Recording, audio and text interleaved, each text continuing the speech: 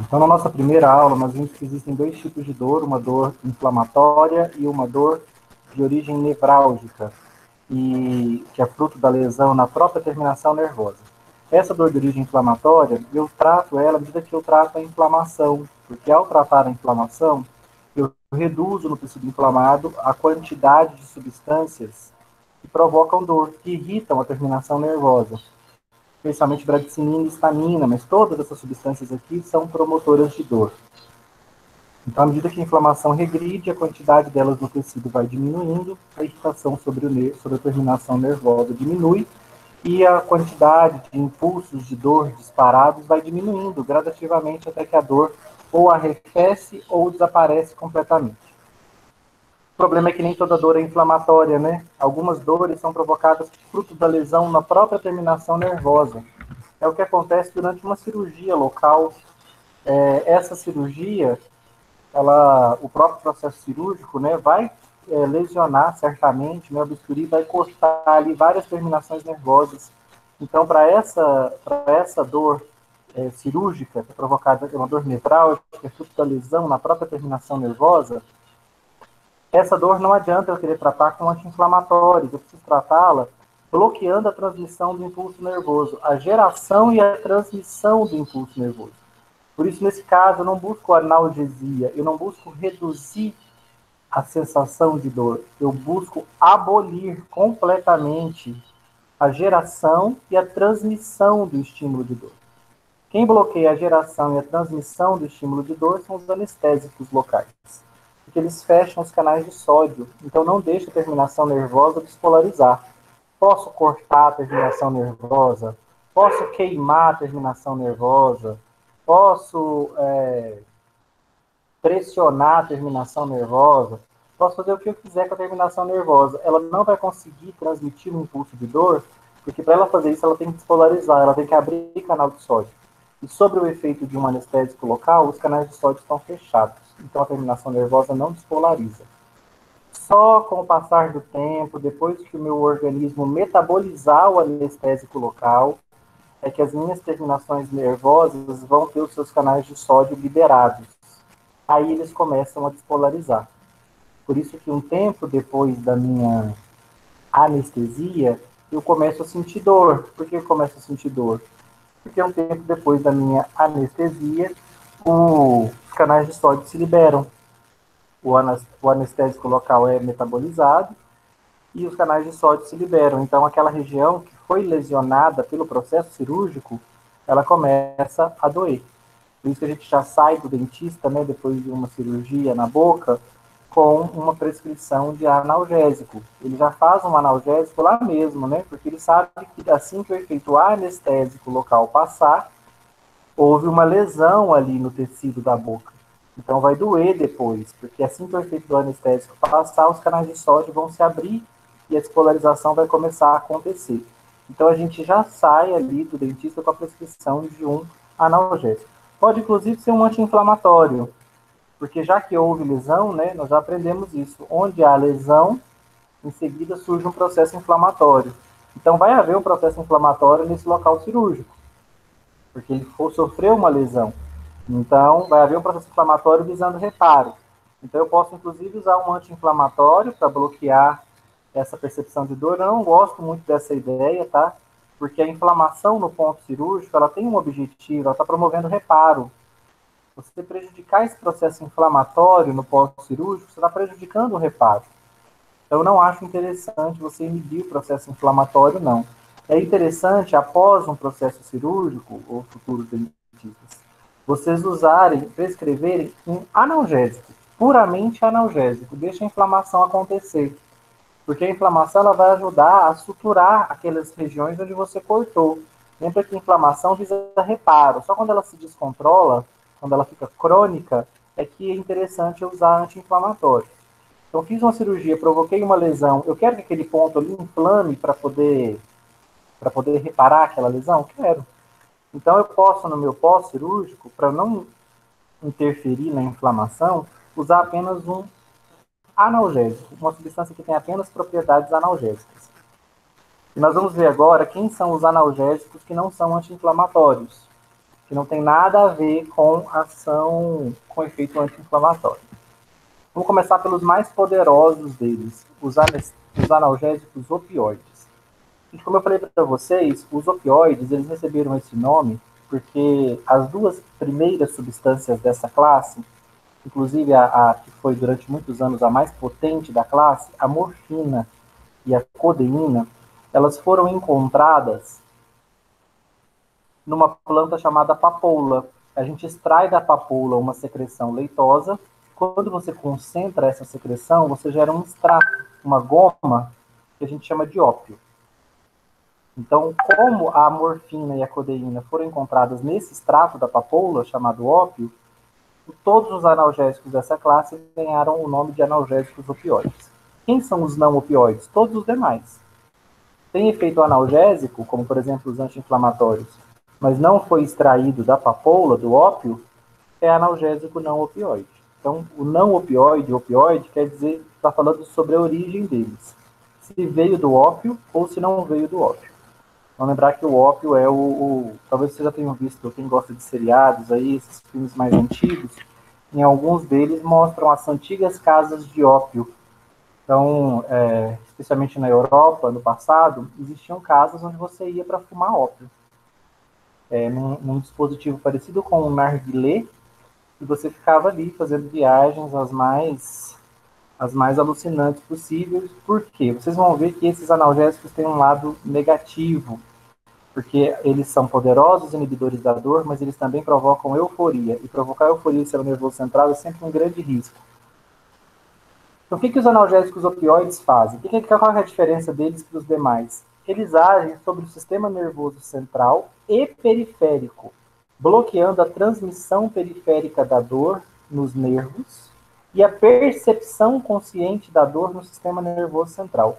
Olha que efeito potente e completo.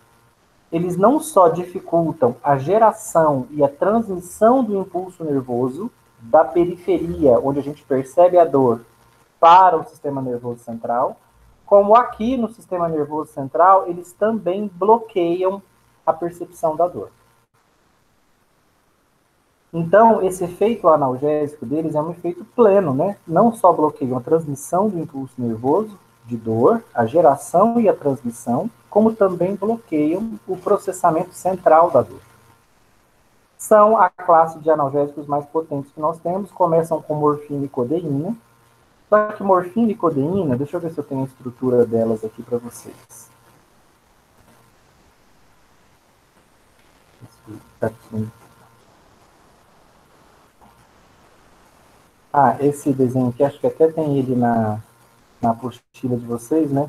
Então, olha, o estímulo da dor está acontecendo na terminação nervosa.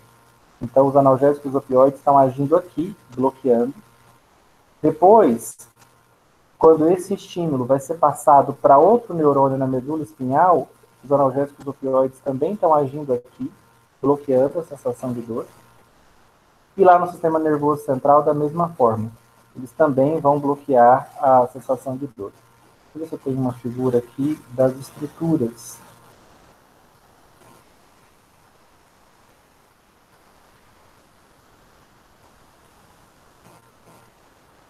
Não, pelo visto não. Deixa eu pegar aqui então.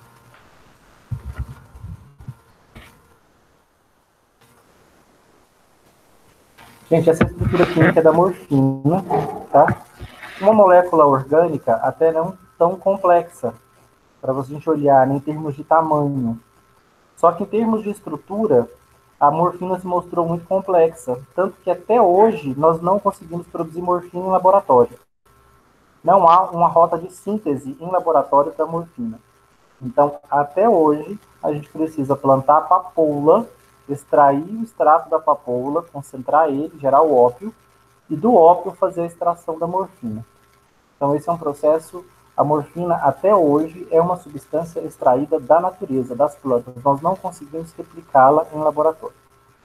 Só que os cientistas são terríveis, né? Inspirados na molécula de morfina, eles criaram moléculas como a fentanila e a sulfentanila, que são de 100, gente, a 1000 vezes mais potentes do que a morfina. Olha a estrutura da fentanila. A fentanila, sim, é produzida em laboratório, a sulfentanila também, e também a mesma coisa para o tramadol.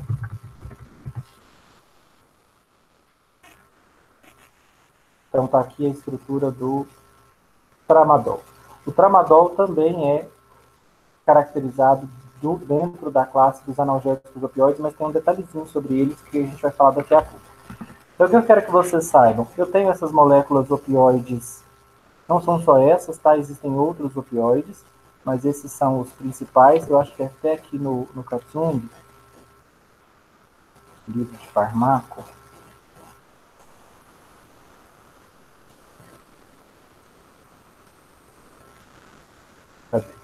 ó, só vou citar para vocês alguns analgésicos opioides mais comuns: morfina, hidromorfona, oximorfona, metadona, petidina, fentanila, sulfentanila. No Brasil, fentanila e morfina são disparados aí, mais usadas no ambiente hospitalar. Sulfentanila, a mais potente, tá? Dos analgésicos opioides.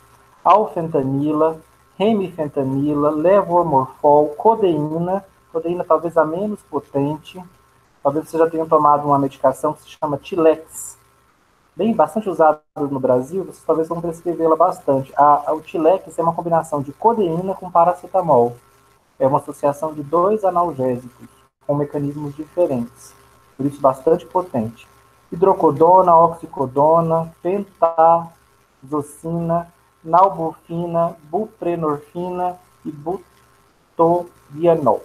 Todos eles analgésicos opioides, tá? Então, destaque aí para morfina, para codeína, para fentanila, que são fármacos mais usados na nossa prática clínica.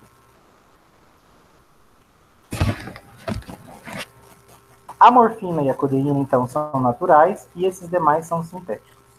O que eles vão fazer no sistema nervoso central, né? Eles são inibidores da percepção de dor, não só da geração e da transmissão do impulso na periferia, como também do processamento da dor no sistema nervoso central. Mas nós temos que abrir um adendo aqui sobre o uso dos analgésicos opioides. Temos que falar um pouco sobre as reações adversas medicamentosas desses fármacos. O que vai acontecer quando eu faço uso dessas medicações, gente? Por uma questão bastante inusitada, né? Inibir dor e sentir prazer parece que são coisas que estão relacionadas no nosso cérebro evolutivamente. Parece que a dor é um estímulo que é identificado no nosso cérebro como o oposto de um estímulo positivo, de prazer. Já o prazer, a sensação positiva, é o oposto da dor. Então, aparentemente, quando a gente bloqueia a dor, a gente sente prazer. E essas duas relações, essas duas sensações estão relacionadas no cérebro. Então, fármacos que bloqueiam a percepção de dor, nós percebemos que quando eles são usados, eles estimulam essa região do nosso cérebro chamada núcleo accumbens. Em alguns livros vocês podem identificar como núcleo accumbente. O núcleo accumbens, gente, é uma região que se estimula quando nele é liberada o neurotransmissor dopamina. Então, se eu libero dopamina no meu núcleo accumbens, no meu sistema nervoso central, eu sinto prazer. Se essa liberação de dopamina é intensa, eu sinto uma sensação intensa de prazer. Uma sensação incomum, que eu vou chamar de euforia. Então, o que é euforia? Euforia é uma sensação de prazer, só que de prazer desmedido, exagerado, incomum. Na nossa vida cotidiana, a gente experimenta a euforia raramente, ou talvez vocês mesmos nunca tenham se sentido eufóricos. A euforia é aquela alegria que você chora, que você se emociona, que você pula, que você não consegue se controlar. Então, isso é uma sensação de prazer intensa, que é incomum para nós. Os analgésicos opioides têm essa faceta. À medida que eles bloqueiam a percepção de dor, eles também vêm no núcleo accumbens e estimulam a liberação de dopamina, estimulam a percepção de prazer. Então, eles podem provocar em nós uma sensação de... provocam estimulação dos centros de prazer no cérebro, mais centro de prazer de núcleo accumbens, gerando sensação de prazer e recompensa, euforia, podendo levar ao surgimento da dependência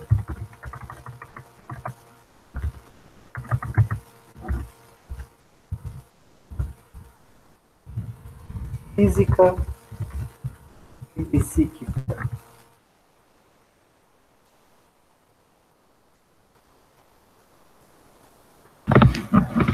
Tá? Então, essa, gente, é a faceta mais negativa dos analgésicos opioides. Mas tem um outro problema que eu vou falar daqui a pouco. Em altas doses, podem levar à depressão respiratória fatal. Então vamos lá. Nem tudo que reluz é ouro em farmacologia, né? São potentíssimos analgésicos? São. Indicados para que tipo de dor? Para dor grave. Então, quando nós estudávamos o sistema nervoso central, os cientistas descobriram que nós tínhamos no nosso cérebro substâncias que inibiam a dor. Então, o nosso próprio cérebro produz substâncias para reduzir a sensação de dor. Essas substâncias se ligam nesse receptor aqui, ó, no receptor Mi. Então, o que a gente pensou? O nosso próprio cérebro tem um sistema de analgesia. Ele produz substâncias para aliviar a sensação de dor e a gente conseguir tolerar a dor. Foram estudar essas substâncias e batizaram elas como endorfinas. Endorfinas, então, quando vocês ouvirem esse termo, são substâncias que o nosso cérebro produz, não só as endorfinas, mas também as encefalinas, as dinorfinas, mas as mais famosas são as endorfinas.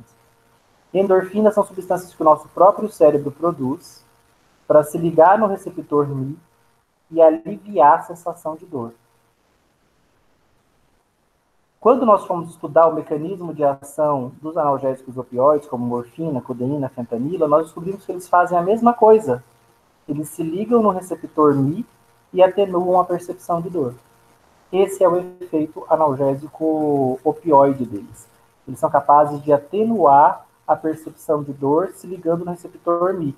Só que eles são muitas e muitas e muitas vezes mais potentes que as endorfinas.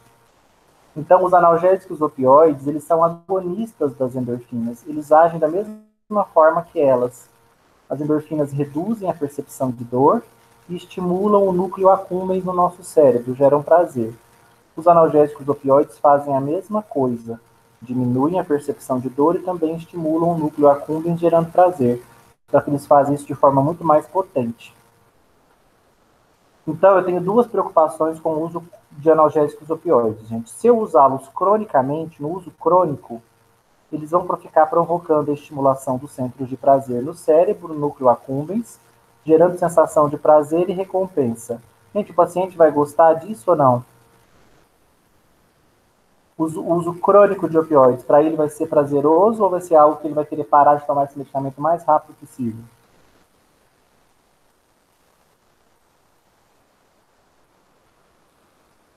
Vamos, gente, tem alguém aí? Para ele vai ser extremamente prazeroso, porque ele está tomando uma medicação que está estimulando os centros de prazer dele. Por isso, gente, ele vai desenvolver, o nosso cérebro, ele tenta a se apegar, ele tenta nos estimular a repetir todas as experiências que foram positivas e evitar as experiências negativas. Então, como o uso desse fármaco gera uma experiência positiva, recompensadora, gera prazer, porque estimula o núcleo accumbens, o nosso sistema nervoso central vai nos estimular a manter esse consumo. Por isso a gente gera uma dependência física. O que é dependência física? É quando o meu organismo dá sinais de falta da medicação quando eu paro ela. Por isso, analgésicos opioides não podem ser parados de uma maneira abrupta. Você não pode interromper o uso crônico de analgésicos opioides de uma maneira abrupta. Você tem que fazer um desmame. O que é um desmame? Você vai reduzindo a dose, intervalando as doses durante um período de dias ou até de semanas, para que aquela substância saia do corpo do organismo do paciente gradativamente. Você não pode fazer uma interrupção abrupta. Por quê? Senão ele vai ter um quadro chamado de abstinência. O que é abstinência? É fruto da dependência física. Então, quem tem dependência física sofre de abstinência sempre que ela é privada da substância. O que a dependência física vai gerar se eu tirar a substância, o analgésico opioide, de uma vez? O paciente vai apresentar quadro de tremor, taquicardia, irritabilidade, sudorese. Ele pode apresentar até uma convulsão. Então, os quadros, a dependência física, ela pode gerar uma crise de abstinência mais ou menos grave. E ela surge, gente, para diversas substâncias que provocam recompensa, reforço positivo no nosso cérebro. Quem já tentou tirar o açúcar da dieta, percebeu que o açúcar é uma substância que gera reforço positivo no cérebro, uma substância que gera uma sensação prazerosa, estimula a liberação de endorfinas no cérebro.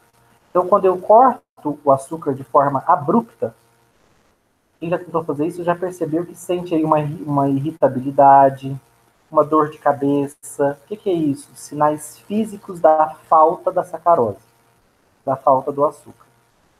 Agora, numa droga como o analgésico opioide, em fármacos que provocam uma estimulação muitas vezes mais potente que o açúcar no núcleo accumbens, essa sensação de falta é mais intensa. As equipes de enfermagem, gente, sofrem com isso, viu? Tem enfermeiro que até apanha quando nega o analgésico opioide para o paciente. O paciente mente que está sentindo dor, a dor já passou, mas ele mente que está sentindo dor para conseguir receber mais uma dose de analgésicos opioides. Então, a dependência física do analgésico opioide é mais intensa. Qual que é a boa notícia sobre a síndrome de abstinência? A síndrome de abstinência vai surgir por conta da dependência física da droga, tá? Então, são sinais físicos. Dor de cabeça, tremor, convulsão.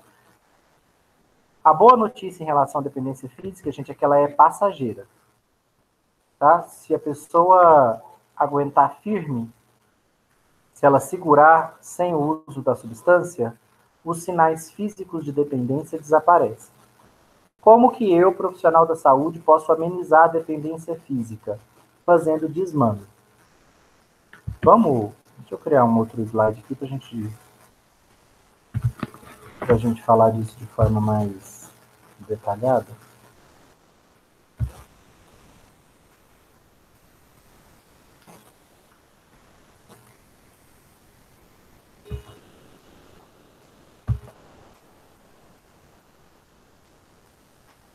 Então, vamos lá.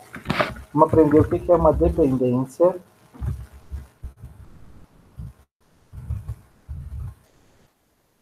física. São sintomas.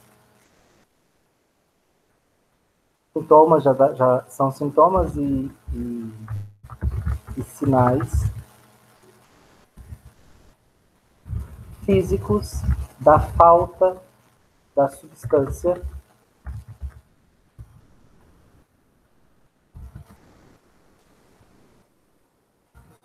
não, vou colocar do fármaco ou droga de abuso. Então, esse indivíduo, ele dá sinais físicos da falta do fármaco ou da droga de abuso que foi usada cronicamente. Entre eles, vamos citar alguns desses sinais. Cefaleia, ansiedade, temor, irritabilidade, podendo até haver agressividade, pode haver inclusive uma convulsão. Eu posso ter sintomas de dependência física mais leves ou mais intensos, dependendo do quão dependente físico eu estava daquela substância. Por que eu me tornei dependente físico? Porque a substância que eu estava usando provocava uma sensação de prazer. Então, na falta dela, o meu corpo dá sinais disfóricos, sinais desagradáveis. O que o seu corpo está fazendo aqui, gente? Ele está te sabotando. Ele está fazendo chantagem, né? Qual que é o objetivo dele? É te fazer sentir dor de cabeça, ansiedade, convulsão, irritabilidade. Por que o seu organismo está fazendo isso? Que tipo de chantagem ele está fazendo? O que ele quer que você faça? Por que o seu sistema nervoso está gerando todas essas sensações desagradáveis?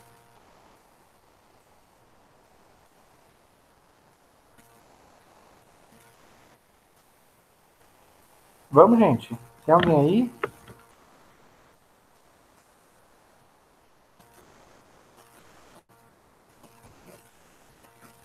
Bora, Amadeus, Érica. Hoje você tem que participar dessa aula. Estou de olho em vocês. Bora, por que, que o nosso corpo está fazendo isso quando eu interrompo o uso dessa substância? Por que eu estou sentindo essas sensações desagradáveis?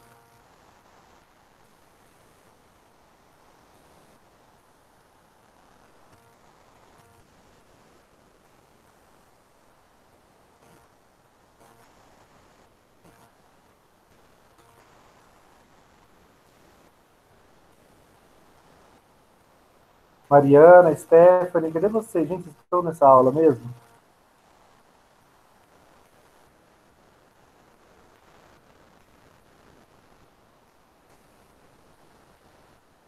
Vamos? Amanda, por que, que o nosso organismo está gerando de essa percepção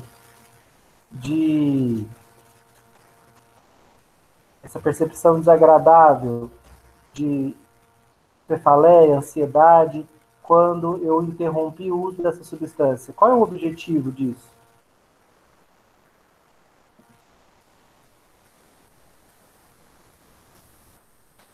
Ó, esses sinais físicos e esses sintomas físicos da falta do fármaco, todos eles desagradáveis, né? Esses sinais e sintomas disfóricos, né, desagradáveis da falta da droga, é tudo com um objetivo, fazer com que eu consuma novamente a substância. Eu tenho que lembrar que a dependência física são esses conjuntos de sinais desagradáveis provocados por uma droga que foi usada cronicamente. Então, são sintomas e sinais físicos da falta do fármaco e da droga de abuso que foi usada cronicamente, entre eles cefaleia, ansiedade, irritabilidade, agressividade, convulsão. Os sinais e sintomas da dependência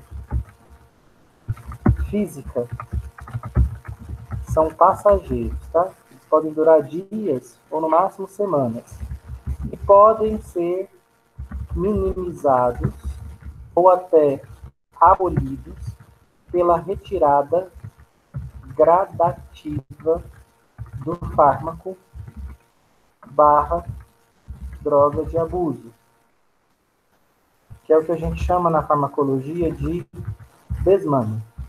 Então você vai fazendo uma retirada do fármaco aos poucos. Então vamos pensar que você usou analgésico opioide por bastante tempo, e aí, ao fazer uso dos analgésicos opioides por um tempo, tratando uma síndrome de dor, uma síndrome dolorosa, intensa, para que você não tenha um quadro de dependência física intenso, você precisa fazer o desmame, retirar essa droga aos poucos. Primeiro vai diminuindo a dose por dia, depois vai intervalando, dia sim, dia não, dia sim, 2 dias não, até que você abandona aquela substância de vez, sem ter um quadro de dependência física tão intenso. A dependência física, gente, é o seu sistema nervoso central te chantageando, gerando sensações desagradáveis, para que você volte ao consumo da substância. Então, se você persistir, dentro de alguns dias, esses sintomas desaparecem. Então, eles não são persistentes. Qual é o problema de eu... Mas esse quadro de dependência também pode levar, o uso crônico também pode levar à dependência psíquica, gente. Aí nós já estamos num terreno muito mais perigoso.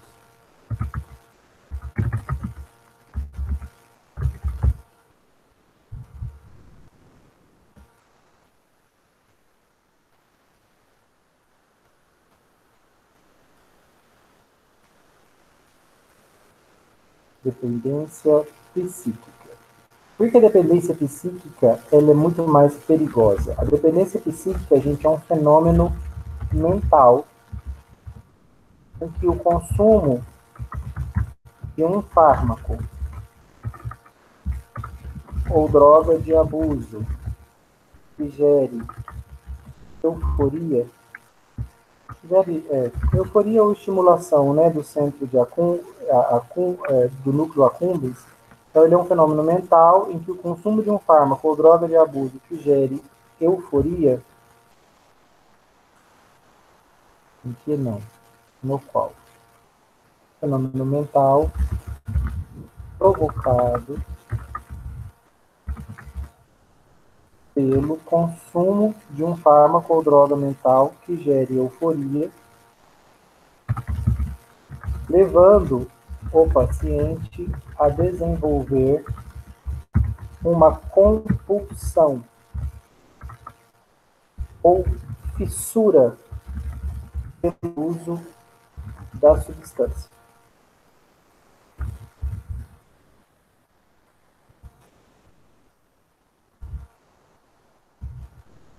Uma ideia fixa.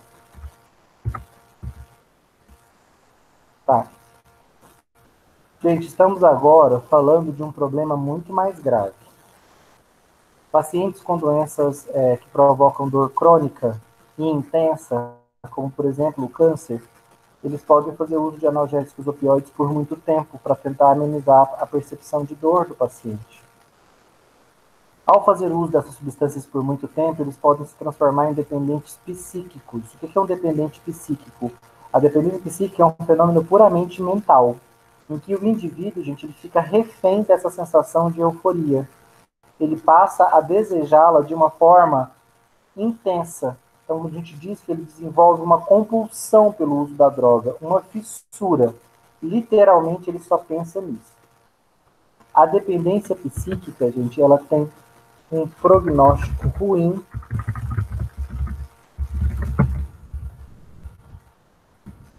Por quê? Porque a dependência psíquica não tem tratamento.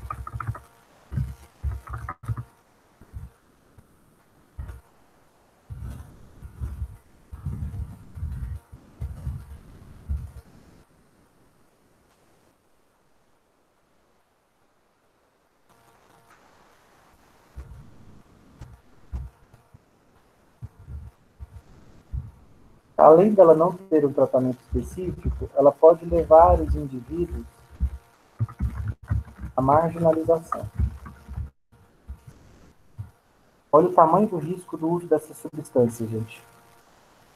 A dependência psíquica, essa compulsão, essa euforia, essa fissura pelo uso da droga para sentir euforia de novo, ela pode se transformar em algo tão central na vida do indivíduo dependente psíquico que a gente vai dizer que ele só vive por essa sensação.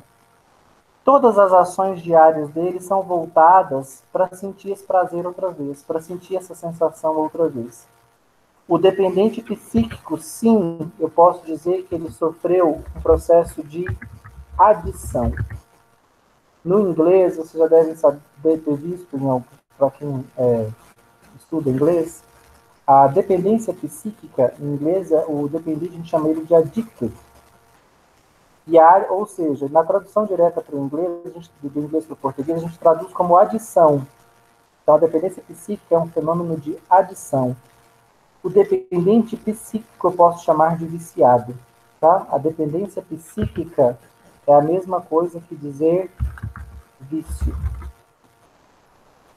E aí eu tenho uma pergunta para vocês agora, não sei se eu devia fazer, né? Porque parece que não tem ninguém aí. Mas se o indivíduo, por exemplo, para de usar morfina e começa a sentir uma taquicardia muito forte, ele é dependente físico ou ele é dependente psíquico? Responde aí, gente, alguém, só para eu não ficar me sentindo muito certo. Físico? Ele é dependente físico. Porque o sinal é físico. Nem coloquei aqui, né? A taquicardia. É um sinal típico do...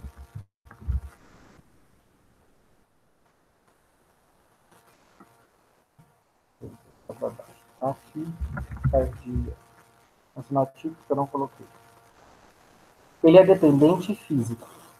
Se ele começa a desenvolver uma mudança comportamental e começa a buscar o uso dessa droga de uma forma compulsiva, se ele fica fissurado no uso dessa substância, aí ele desenvolveu adição, vício. As pessoas gostam muito de dizer assim, nossa, eu sou viciado em açúcar. Se eu cortar açúcar, minha cabeça dói, eu sinto, eu fico irritado. Gente, ele é viciado? Tá correto esse termo? Se ele corta o açúcar e ele sente dor de cabeça, se ele fica irritado, ele é dependente físico apenas. O açúcar não provoca dependência psíquica. Só provoca dependência psíquica drogas que promovem profunda estimulação do núcleo accumbens. Não é o caso do açúcar. Então a dependência dele é meramente física. Para provocar dependência psíquica, ele tem que provocar uma estimulação significativa do núcleo accumbens para o meu paciente ficar dependente dessa sensação prazerosa que o fármaco gera.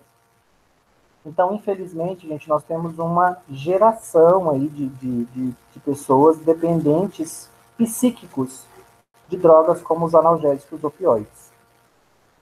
É claro, né? Nós temos no nosso mundo real, é igual Star Wars. A gente tem o lado negro da força.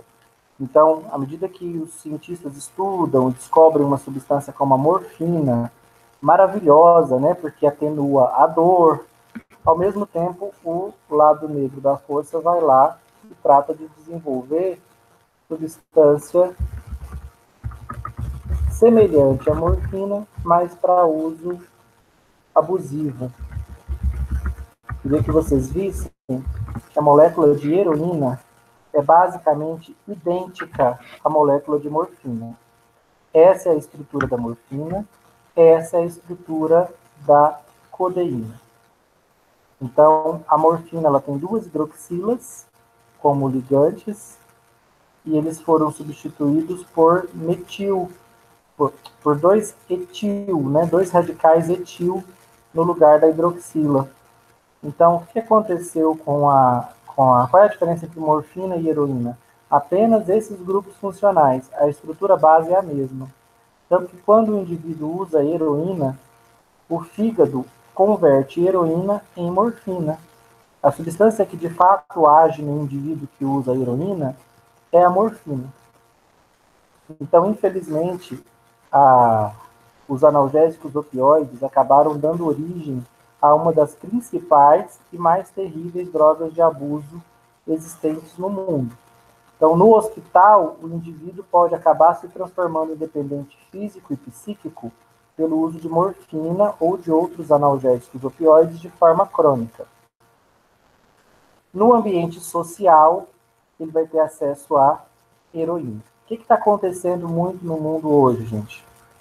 As pessoas estão, inclusive, isso é um problema grave hoje em dia lá nos Estados Unidos. Não sei se vocês acompanharam uma cantora de música pop famosa, não estou lembrando o nome dela agora, mas recentemente ela foi internada. Qual é o problema dela? Vício em analgésicos opioides. Não é que ela é viciada em analgésicos opioides, é o que eles falam para a mídia, né? Ela é viciada em heroína. Mas a heroína, se você compra a heroína é uma droga ilícita. Se você é pego comprando ou vendendo heroína, você é um traficante de drogas, né? Você está vendendo. Se você está comprando uma droga ilícita. das pessoas que são gente famosa, né, que não quer se envolver num escândalo desse, eles acabam adquirindo o quê? Uma droga lícita, mas que de fato tem os mesmos efeitos da heroína no cérebro, a morfina. Então, quando você vê, fulano está internado numa clínica de reabilitação porque ele é dependente de analgésicos opioides. Sim, certamente ele é um usuário de heroína. Mas a heroína, como eu disse para vocês, ela é ilícita. E a morfina não. Então esse pessoal dá um jeito de conseguir morfina. Se alguns de vocês for trabalhar um dia em um hospital, vocês vão ver que há uma guerra nos hospitais por conta dessas substâncias. O que acontece com os nossos profissionais da saúde? Eu espero que não aconteça com vocês. Nós temos, gente, uma geração de profissionais da saúde dependentes físicos e alguns dependentes psíquicos de analgésicos opioides. Sabe por quê? Analgésico opioide não vende em farmácia, à exceção da codeína, que é o mais leve deles. Fentanila, sulfentanila e morfina, você vai achar isso em hospital. Então, o que acontece com equipes de enfermagem, de farmácia, da medicina? Qualquer dor que a pessoa tenha, gente, ela sente uma dor de cabeça, ela sente uma dor nas costas, ela chega no hospital, faz uma injeção, ou pede para um colega fazer, ou a pessoa mesmo faz, de analgésico opioide. O que vai acontecer com o passar do tempo? Eles ficam fazendo uso de analgésico opioide como se fosse um analgésico para dor leve e moderada. Fica fazendo uso crônico. E não, gente, esses analgésicos, eles estão reservados para dor intensa. Ao fazer uso constante desses medicamentos, nós temos muitos profissionais da saúde tornando-se dependentes psíquicos de analgésicos opioides. E o que começa a acontecer dentro dos hospitais, gente? Contrabando de analgésicos opioides. A equipe da farmácia regula esses medicamentos com o maior rigor que vocês puderem imaginar. Por quê? Porque eles começam a perceber que a prescrição de morfina começa a ficar muito alta. Toda hora uma prescrição de morfina e de fentanila. A equipe da farmácia vai lá no posto e percebe que nem teve essa quantidade de pacientes. Ou seja, essa morfina está sendo de fato aplicada em pacientes? Não. Ela é prescrita para poder ser retirada da farmácia e depois ela é desviada. Então, o farmacêutico responsável pela farmácia interna, ele é o responsável pelo controle dessas substâncias. E ele só libera elas sob prescrição. Então, dentro do ambiente hospitalar, elas são rigidamente controladas. Porque profissionais que tenham se tornado dependentes psíquicos, eles podem tentar conseguir de forma incorreta essas medicações para eles poderem fazer uso próprio, ou até mesmo para vendê-las no mercado paralelo. Então, o controle dessas substâncias, elas são controladas como se fossem drogas de abuso, porque são, tá? A morfina, como eu acabei de dizer para vocês, morfina e heroína são basicamente a mesma substância. Chega no nosso cérebro é sempre morfina, mesmo que você consuma heroína. Ela será modificada e vai se transformar em morfina. Então, olha o tamanho do problema, né? Que uma classe de fármacos nos gerou. Excelentes fármacos, caso você tenha um quadro de dor grave, é a eles que você vai recorrer, não tem jeito, não tem outra opção, só que eles oferecem para nós o risco de dependência física e de um quadro ainda mais grave, a fissura, a dependência psíquica. A dependência psíquica é uma tragédia, tá? Por quê? Porque o indivíduo que se torna dependente psíquico, ele começa a viver pelo consumo da substância. Ela passa a se tornar não só a principal motivação da vida desse indivíduo, mas o consumo dessa substância passa a ser a única motivação. Então, os indivíduos que se tornam dependentes psíquicos, viciados, banho é importante? Não. Trabalhar tem importância? Conquistar alguma coisa? Não. Família? Relacionamentos? Não. Esse indivíduo, gente, ele vai abandonando tudo para ter uma vida em que ele dedica essa vida a conseguir a próxima dose dessa substância e sentir essa sensação euforizante, relaxante outra vez. Esses indivíduos no que a gente chama de cracolândias, né, são indivíduos que chegaram nesse nível de marginalização, abandonaram o trabalho, abandonaram os relacionamentos pessoais, familiares, amizades, higiene pessoal, tudo isso é abandonado. Sexualidade já não faz mais a menor importância. Se eles tiverem, se forem heterossexuais, eles vão se prostituir de qualquer forma, desde que eles consigam dinheiro para adquirir uma nova dose da substância da qual eles são dependentes. E, como eu estava falando para vocês, né, na nossa aula anterior, foi justamente da farmacologia da dor que surgiram as duas grandes drogas que provocam dependência psíquica no mundo e que alimentam aí o narcotráfico internacional, né? Dos anestésicos locais surgiu a cocaína e os derivados da cocaína, como o crack.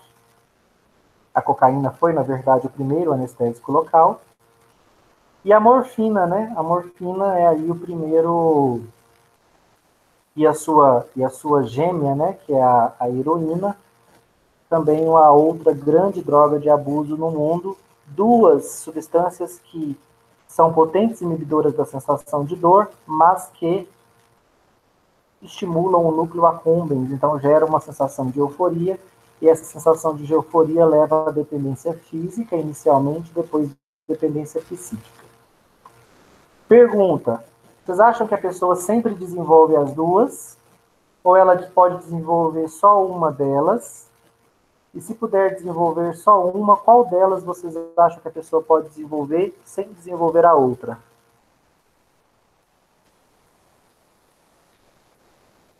E aí, vocês acham que tem que sempre desenvolver as duas? Eu sempre fico dependente físico e psíquico? Ou eu posso ficar só dependente físico ou só psíquico? Eu acho que a psíquica ela não desenvolve sem desenvolver a física primeiro. Eu acho que a física é um fator primário. Isso, sempre física primeiro. Tá? Então, a física, inclusive, até substâncias que nem provocam uma estimulação tão grande do núcleo accumbens, elas também provocam dependência física. É o caso do açúcar. Agora, substâncias que provocam dependência psíquica, aí isso já é um quadro mais profundo e, felizmente, mais raro, tá? Um estudo, uma estatística que o livro traz para nós, o livro de farmacologia, de que cada 12 indivíduos que começam o uso de uma substância que potencialmente pode provocar dependência psíquica, de 12 indivíduos, cerca de 3 a 4 deles vão desenvolver adição ou vício. Então, não é um fenômeno que vai acontecer com todo mundo. As pessoas têm aquele pânico de pensar, nossa, fulano usar cocaína, crack, heroína, vai se transformar em dependente psíquico. Independente psíquico. Nem todo mundo.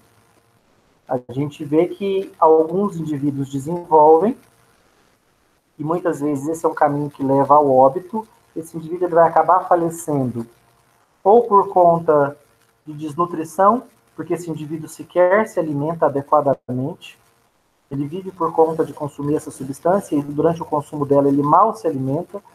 Muitas vezes eles adquirem um aspecto caquético, muito magro, muito debilitado, aquilo ali é um sinal de desnutrição. Se for mãe, gente, né, um dos vínculos mais fortes que existe na natureza é o vínculo da fêmea com o filhote, né? Inclusive na nossa espécie, mas na grande maioria das espécies.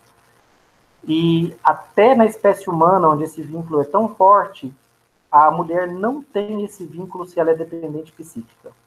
Então, nós temos muitos casos de mortes de bebês por desnutrição e desidratação. Por quê? A mãe é dependente psíquica, o bebê está ali chorando, morrendo de fome, para ela não é relevante. Não é preocupação dela alimentar o bebê. A preocupação dela é sair para a rua e conseguir uma nova dose do fármaco. E, infelizmente, as tentativas que nós tivemos de recuperação desses indivíduos são um fracasso quase total. Não temos um protocolo a ser seguido de recuperação de um adicto, de um viciado, que leve a uma taxa grande de sucesso. Tá? Esses indivíduos, muitas vezes, até podem, depois de um período de internação, fazer o abandono da substância, mas eles acabam recorrendo, acabam voltando ao uso dessa substância no futuro. A taxa de retorno ao consumo da substância, da volta ao vício, é muito grande. Então, normalmente, nós temos um fracasso aí muito grande no tratamento desses pacientes. É quase que uma via sem volta a dependência psíquica. Felizmente, ela acontece com um percentual pequeno das pessoas que têm contato com essa substância. Tá? Mas é uma via muito complicada. Ah, professor, agora eu fiquei com medo de usar analgésicos opioides. De forma abusiva, deve ficar com medo mesmo. Mas eu tenho que lembrar, gente, que a dependência psíquica é um fenômeno mental. Então, não é só a droga que está fazendo isso. O ambiente em que a pessoa usa também vai interferir. Então, o melhor exemplo que eu gosto de dar é esse. Pensem em dois irmãos gêmeos. Um está usando morfina em altas doses num hospital, porque ele está com câncer, em estágio avançado, gerando bastante dor. Ele está usando morfina em dose alta. O outro irmão gêmeo está numa balada, numa festa eletrônica dessas que duram dias, fazendo uso de morfina ou de heroína na mesma dosagem do irmão que está lá no hospital. Eu diria que os dois vão desenvolver dependência física por conta do uso constante de morfina barra heroína. Mas qual dos dois vai desenvolver dependência psíquica, gente? Qual dos dois tem mais chance de se tornar um viciado? Os dois, porque estão usando a mesma quantidade pelo mesmo tempo? Ou só um deles? Por quê? O que vocês acham?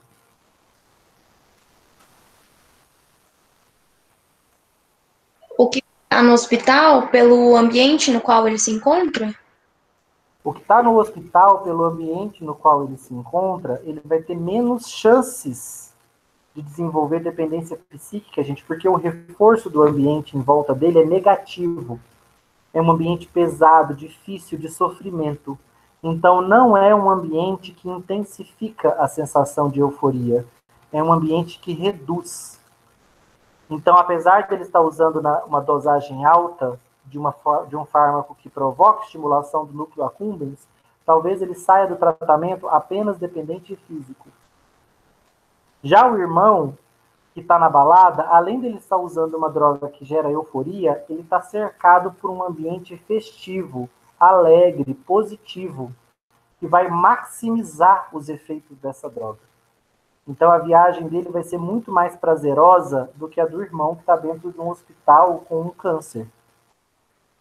A dependência psíquica pode acontecer de forma muito mais intensa e violenta nessa pessoa que está fazendo uso da droga de abuso num ambiente de reforço positivo. É diferente de quem faz uso dela num ambiente de reforço negativo. Então não estranhe se vocês ouvirem falar, fulano usa cocaína, mas ele nunca virou um marginal, ele trabalha, ele segue a vida dele, parou de usar, é aquilo que eu disse para vocês. Felizmente, uma minoria das pessoas que têm contato com essa substância se torna um adicto, um viciado. Porque se fosse todo mundo que faz uso, né, nós teríamos aí hordas e hordas de indivíduos marginalizados vivendo nas ruas, né? Teríamos cracolândias por tudo quanto é lugar. As cracolândias acabam aparecendo nas grandes cidades, né? Onde consegue haver um volume grande de adictos, de viciados. Mas, gente, para cada cracolândia é pelo menos aí 5, 6 vezes maior naquela cidade o número de usuários. É que 1/5 daqueles usuários acabaram na marginalização. Mas os outros 4/5 estão usando, mas ainda não se transformaram em dependentes psíquicos. Há uma característica genética também, tá? Possivelmente existem marcas genéticas desses indivíduos que são mais suscetíveis à dependência psíquica, a desenvolvê-la. Mas a dependência psíquica, ela pode surgir, inclusive, dentro de um hospital? Pode. Há muitos casos, gente, vocês vão escutar histórias disso quando conversarem com colegas aí da enfermagem, de paciente que faz uso de analgésico opioide no tratamento e depois ele fica voltando no hospital, implorando pelo fármaco de novo. Depois de receber alta, depois da cura, ele volta no hospital, ele mente, ele faz barraco na entrada do hospital, querendo o quê? Querendo mais uma dose dessa substância. Como essa dose vai ser negada pelos profissionais de saúde, esse indivíduo tem grandes chances de ir para o mercado negro, né, atrás de heroína, que é a molécula semelhante à morfina. Então ele vai, quando ele tiver essa negativa do sistema de saúde, ele vai buscar. Eu tenho casos de colegas que têm que fazer uma injeção de soro em paciente. O paciente retorna ao ambulatório onde meu colega trabalha, retorna fazendo maior quebra-pau, ele tem que pôr o paciente para dentro, a equipe de enfermagem faz uma injeção de soro fisiológico nele, para que ele ache que ele está tomando morfina. Do contrário, ele faz o maior problema, tem que chamar a polícia, ele faz uma arruaça lá no hospital onde esse meu colega trabalha. E claro, né, já não está mais dando certo. Ele já está percebendo que ele está sendo enganado. Então agora quando ele vem, o pessoal já fecha as portas, tem que chamar a polícia para tirá-lo de lá. Então acontece sim que a dependência psíquica surja inclusive dentro do ambiente hospitalar. Tá bom?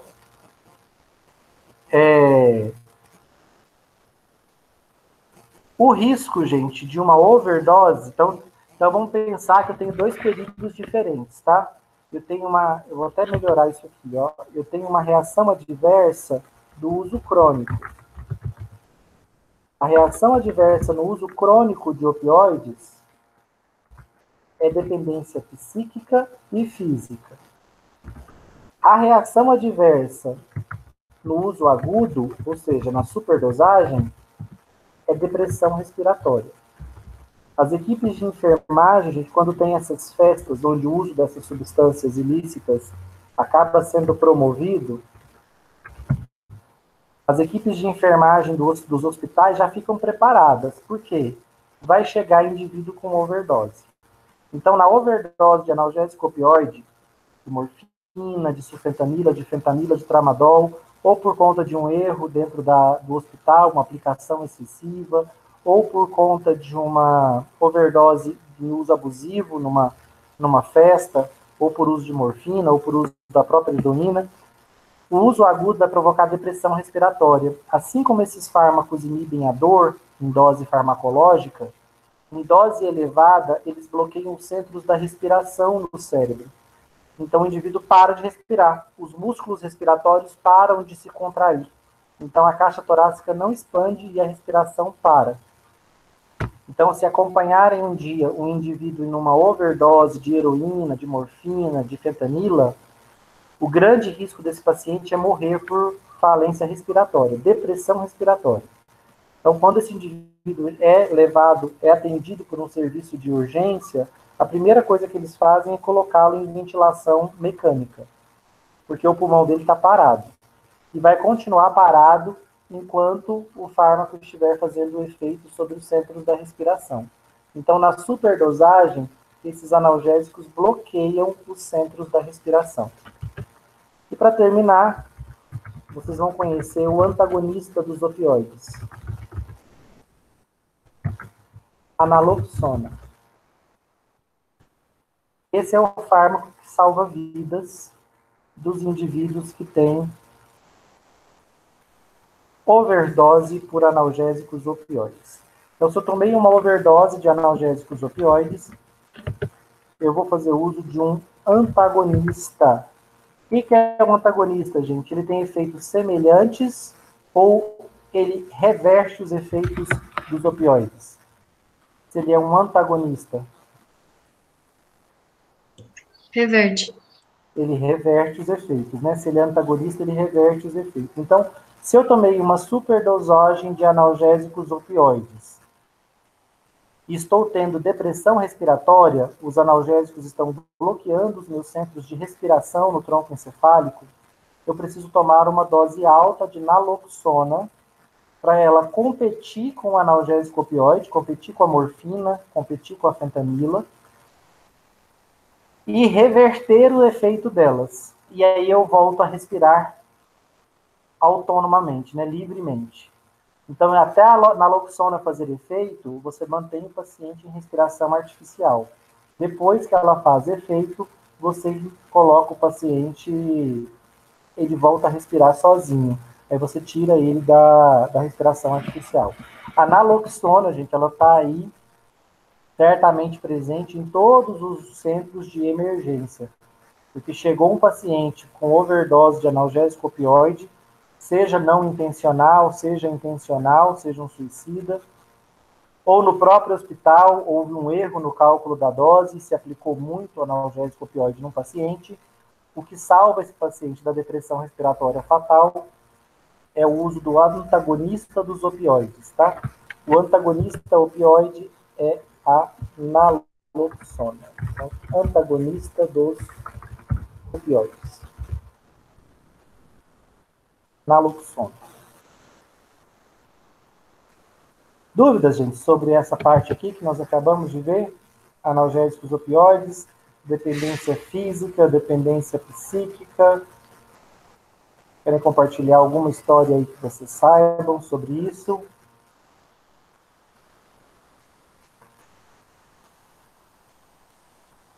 Não? Professor, Oi?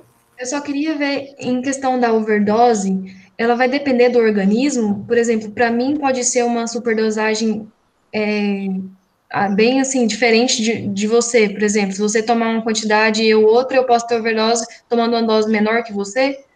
Sim, com certeza. Qual que é o seu peso? 52. Tem 52 quilos. Eu tenho 98. Eu tenho quase o dobro da sua massa. Então, quem você acha que vai ter mais chances de ter uma overdose? Se nós dois tomarmos a mesma dosagem, em qual de nós dois você acha que tem maior chance de haver um quadro de overdose? No caso, eu? Em você. Por que você acha que seria em você? Eu acho que pela quantidade de massa menor, né?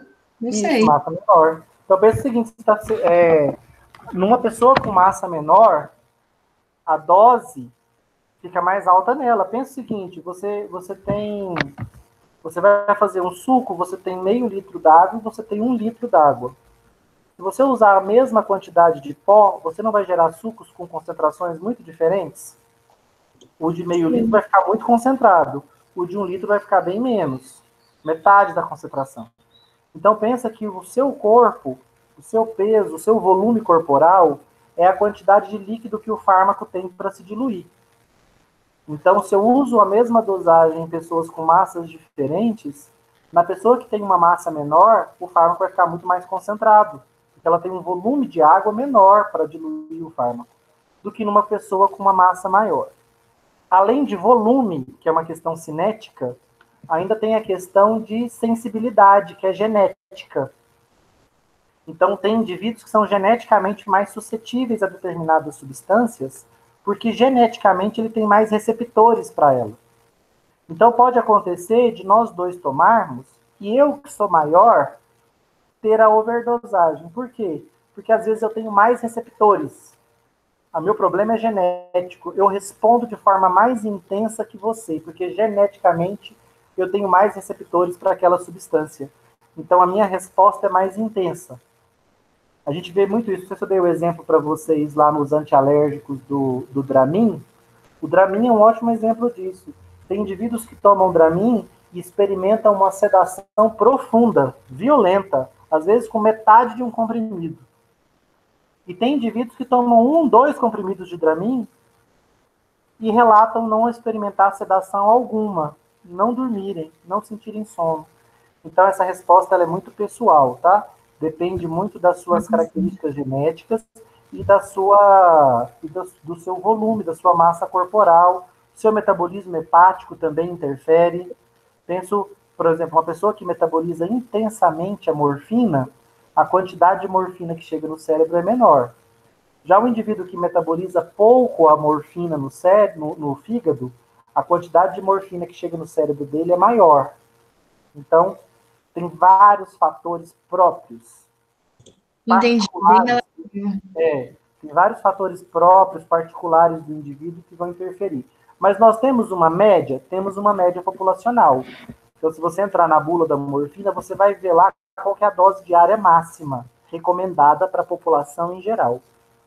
Só que sempre que você vir isso, gente, essa dose diária máxima, ela está sendo considerada para um indivíduo de 70 quilos. Esse é nosso indivíduo padrão.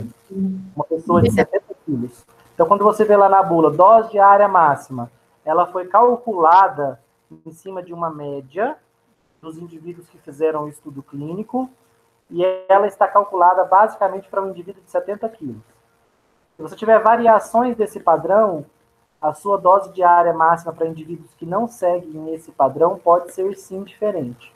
Pode ser maior, pode ser uma dose maior para alguns indivíduos menos sensíveis, e pode ser uma dose menor para indivíduos mais sensíveis. Tá vendo como é difícil a farmacologia? Vocês vão ver muito isso na anestesia local, viu, gente? Tem indivíduos que vocês vão conseguir anestesiar com uma determinada quantidade de anestésico, e tem indivíduos que vocês vão ficar surpresos. Aplica uma, aplica duas, e nada da anestesia pegar, né? Como as pessoas falam.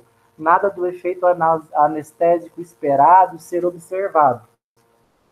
E aí vai ficando cada vez mais perigoso, porque você vai injetando uma dose cada vez maior do anestésico no paciente, oferecendo aí mais riscos de reações adversas provocadas pela anestesia local. Então isso é perigoso.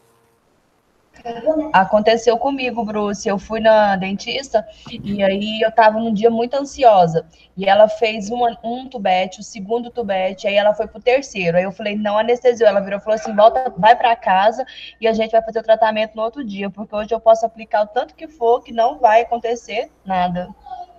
Ela foi sábia, porque se ela vai congestionando o seu tecido com anestésico local, enchendo o tecido de anestésico local, ou seja, fazendo uma dose muito alta, ele iria passar para a sua corrente sanguínea em quantidade significativa, porque ela aplicou muitas doses. Quando eu aplico uma dose só, passa para a corrente sanguínea? Passa, mas passa pouquinho. Se eu aplico muitas dosagens, vai passar para a corrente sanguínea em grande quantidade e você poderia ter tido uma reação adversa ali dentro do hospital dela. Então ela sabia, para aquele anestésico local que ela estava usando, para uma mulher, qual era a quantidade máxima que ela podia aplicar. Perigoso aplicar demais. Aquele dentista que quer fazer o procedimento de qualquer jeito naquele dia, não pode não. Ela viu que não estava acontecendo, ela fez uma escolha sábia. Falou para dizer, não dá para continuar aplicando. Porque ela sabia que ela ia saturar o intertício de onde ela estava aplicando, ia encher de anestésico e ele naturalmente iria passar para a corrente sanguínea numa quantidade que poderia te provocar aí uma reação adversa mais grave e mais difícil de ela controlar dentro do consultório.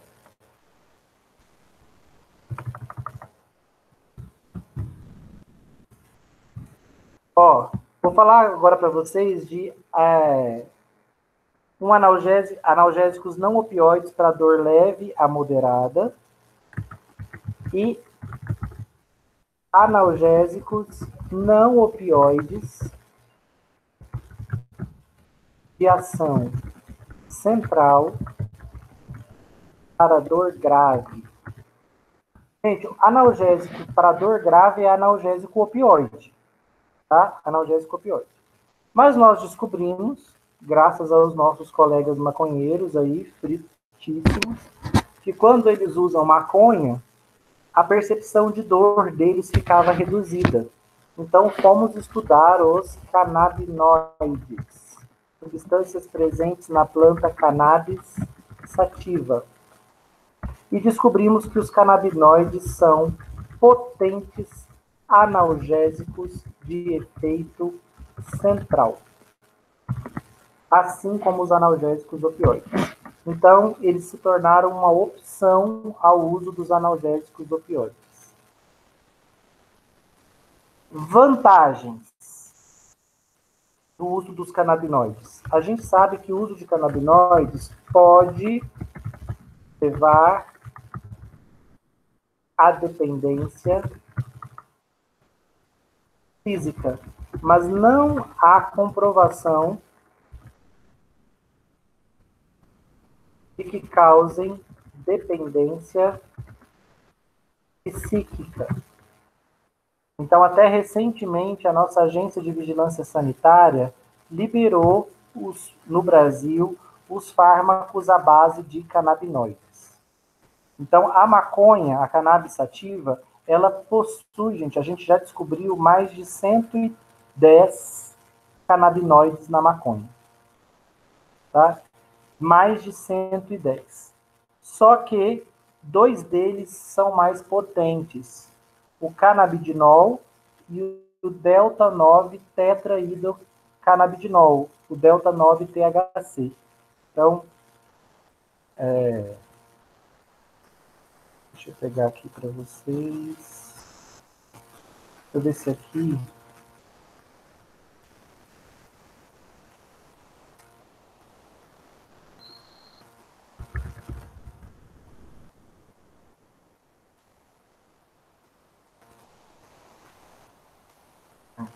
Deixa eu ver se eu acho a lista completa deles.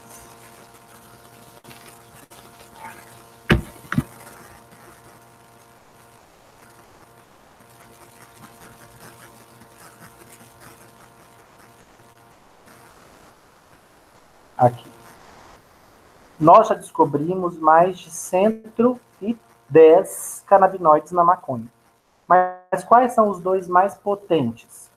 O CBD, que é o canabidiol, e o delta-9-THC, que é o delta-9-tetraidrocannabidinol. Então, é o canabidiol e o delta-9-tetraidrocannabidinol. Esses são os 2 principais ativos presentes dentro dos canabinoides, né? São potentes analgésicos de efeito local.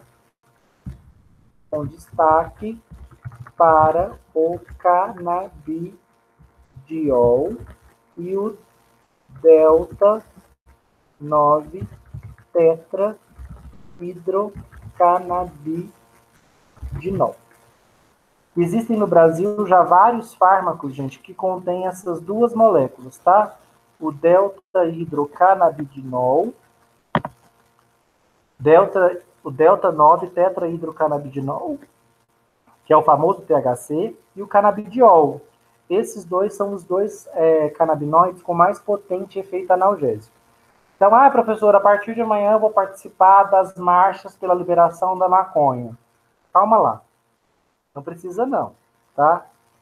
Os ativos da maconha com atividade analgésica já foram isolados e já fazem parte de medicamentos vendidos no Brasil. Então, eu já tenho acesso aos canabinoides isolados em formulações orais, tá? Então, vou lá, faço uso do medicamento. Não sei se tem já na forma injetável, mas oral eu sei que tem. Então, existem medicações já com os canabinoides isolados. A maconha tem uma desvantagem, o uso da maconha, porque a maconha é uma erva desidratada e que as pessoas fazem uso dela fumando. Então, tem toda a desvantagem do fato de você estar fumando, né? Inalando fumaça e prejudicando todo o seu sistema respiratório, com as partículas tóxicas ali presentes naquela fumaça. Então, a maconha tem esse lado negativo de ser fumada, e apesar de os estudos dizerem que a maconha não provoca dependência psíquica, há uma grande dúvida na literatura se ela seria ou não porta de entrada para drogas que levam à dependência psíquica. Se o indivíduo, ao experimentar a sensação da maconha, e diferente das outras drogas, gente, a cocaína e a heroína são drogas excitantes, excitatórias, estimulantes, são psicoestimulantes. Os canabinoides são drogas depressoras do sistema nervoso central. São drogas relaxantes. Então, a cannabis sativa, os canabinoides, o efeito deles no sistema nervoso central é de provocar uma sensação prazerosa, mas de relaxamento. Diferente do que acontece com morfina e heroína e com cocaína e crack, que são drogas que provocam uma sensação estimulante, euforizante, mas de excitação, de euforia, né? Já a maconha não, ela provoca uma sensação de relaxamento. ela é uma depressora e não um estimulante do sistema nervoso central. Então, por isso, nenhum estudo comprovou que maconha provocasse dependência psíquica. Mas há essa grande dúvida, se o indivíduo que usa maconha não estaria propenso a provar outras drogas. E aí, com isso, ela seria uma porta de entrada para outras drogas. Então, seria esse um segundo problema da liberação da maconha, além do fato dela ser fumada e provocar prejuízo ao sistema respiratório. Nós já temos uma grande quantidade de pessoas morrendo aí por conta do cigarro. Se a gente vem a liberar a maconha, a gente está liberando mais uma forma de fumo, né? De intoxicação do sistema respiratório por conta de fumaça inalada pela queima, no caso aqui, da cannabis sativa. No caso do cigarro tradicional, pela queima do tabaco, né? E das outras substâncias presentes. Uma terceira justificativa, gente, para as pessoas que são contra a liberação da maconha é que, olha, essa conversa de que vai liberar a maconha para uso medicinal é mentira, porque o uso medicinal dela já está acontecendo, porque os canabinoides já foram isolados. Então, essa conversa de, vamos liberar a maconha para uso medicinal, conversa fiada. As substâncias medicinais da maconha já foram extraídas, isoladas, e já estão presentes em fármacos comercializados no Brasil. Então, quem está lutando pela liberação da maconha está lutando pela liberação do uso dela recreativo. E a justificativa dessas pessoas é, gente, ela é uma droga relaxante, ela é uma droga que não provoca dependência psíquica, não gera esse mal que não tem tratamento. Então, por que não? Alguns estudiosos vão dizer que a maconha isso não está comprovado cientificamente, tá? Mas na prática a gente vê que faz algum sentido. Há uma síndrome relacionada à maconha, uma provável síndrome relacionada ao uso da maconha, síndrome da hiporresponsividade social. Vou botar aqui entre parênteses, não comprovada cientificamente.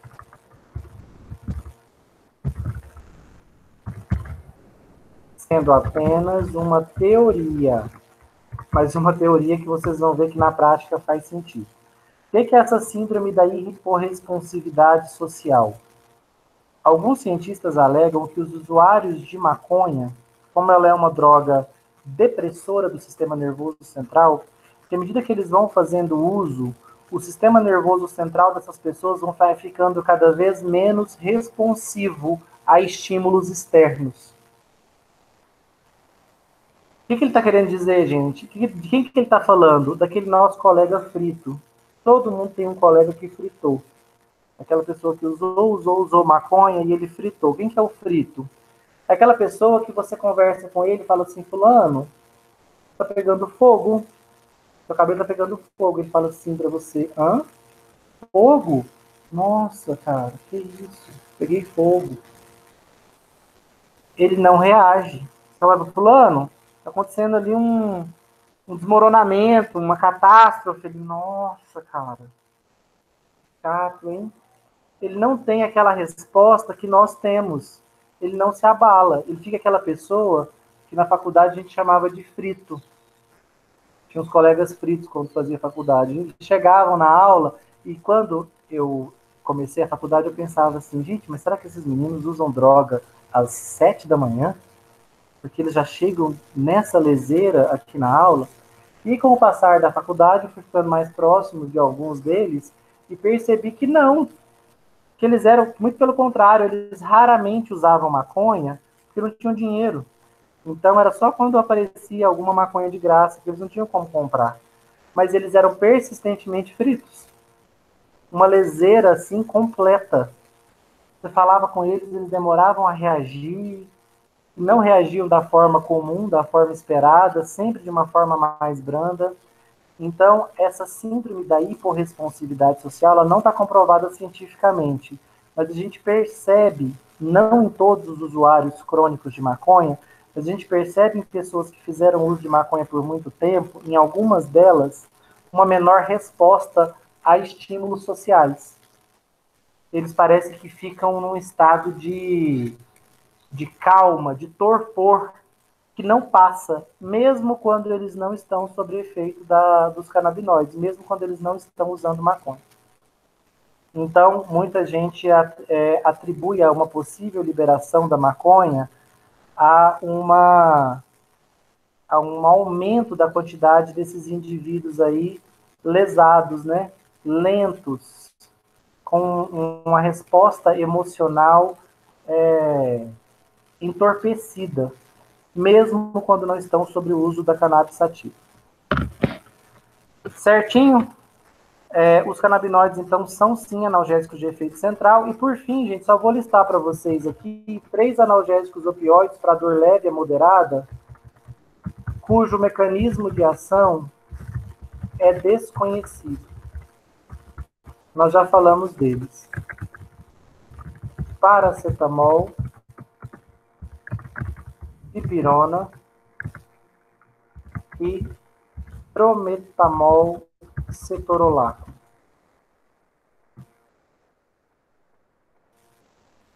Possivelmente, gente, essas drogas tenham efeito periférico, possível efeito periférico e central.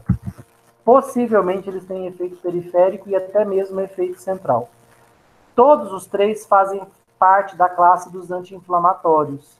Mas lá na inflamação eu falei para vocês, eles são fracos anti-inflamatórios, mas são potentes analgésicos.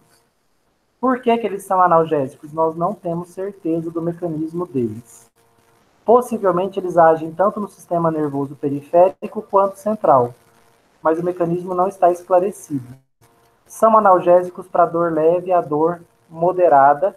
E aí qual é a vantagem deles, né? Eles são analgésicos sem serem anti-inflamatórios. Então, quando eu não quiser interferir no efeito inflamatório, eu posso usar esses fármacos, porque eles têm o poder analgésico sem ter o poder inflamatório. E não estão relacionados à dependência de nenhum tipo, tá? Nem física e nem psíquica. O problema que vocês vão anotar em relação ao paracetamol é toxicidade hepática em dose alta. Doses altas de paracetamol provocam toxicidade no fígado, já falamos disso lá na primeira aula. E dipirona pode provocar um raro distúrbio nas células sanguíneas, raro, mas fatal. Ela é até proibida em alguns países. No Brasil, ela é liberada porque a Anvisa entende que a granulocitose, que é o problema que a dipirona causa, é raro. O trometanol cetorolaco é um analgésico sublingual, famoso no Brasil, tem um fármaco chamado Toragesic, muita gente já usou, ele é sublingual, um potente analgésico. Os 3 têm efeito analgésico poderoso, mas qual é a origem desse efeito nós não sabemos, tá? Possivelmente eles agem tanto na periferia quanto no centro, mas nós não sabemos de que forma.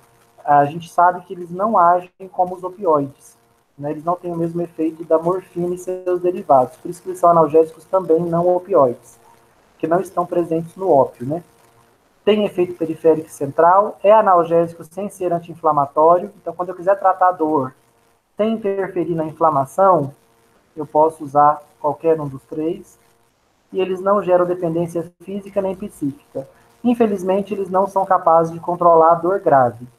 Para a dor grave, eu vou ficar obrigatoriamente limitado ao uso de canabinoides ou ao uso dos analgésicos opioides. Dor grave, canabinoide e analgésico opioide. Dor leve, se for inflamatória, anti-inflamatório não esteroidal ou esteroidal. Se for não inflamatória, paracetamol, dipirona, trometanol, cetorolaco, para dor leve a moderada. Certinho? E se eu quiser bloquear completamente a percepção de dor durante um processo cirúrgico, num local específico, anestésico local. Certo, certo, certo? Na nossa aula de... Na nossa próxima aula, gente, me lembra só, por favor, de falar sobre analgésico, sobre antidepressivo. Antidepressivo tem poder analgésico. Isso é muito interessante, muita gente não sabe. Eu vou falar disso na aula de depressão, mas eu quero pelo menos mencionar isso antes de começar a próxima aula. Dúvidas?